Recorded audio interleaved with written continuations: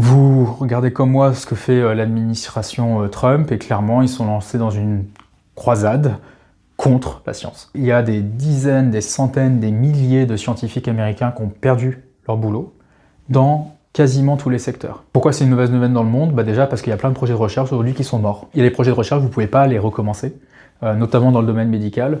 À partir du moment où vous avez arrêté le projet, en fait, tout est perdu. Vous ne pouvez plus le redémarrer, c'est pas un truc sur lequel vous pouvez faire pause. Et on va pas se mentir, s'il y a une pandémie mondiale qui est en train de naître en ce moment, on va être beaucoup moins armé pour y résister que si Trump n'avait pas fait toutes ces bêtises-là, notamment dans le secteur scientifique médical. Et dans le secteur scientifique lié à la climatologie, là aussi, il y a des tas de projets qui ne voient pas le jour.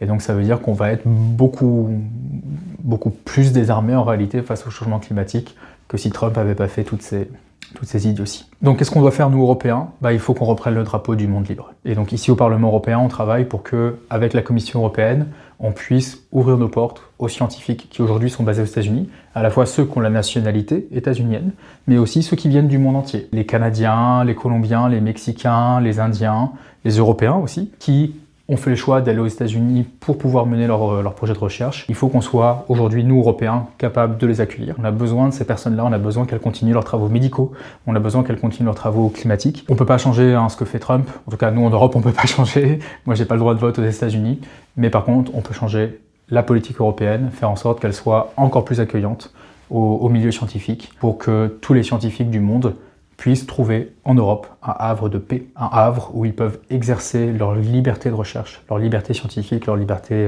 académique. C'est essentiel pour l'avenir du progrès de l'humanité, mais ce sera aussi une très bonne chose pour nous Européens.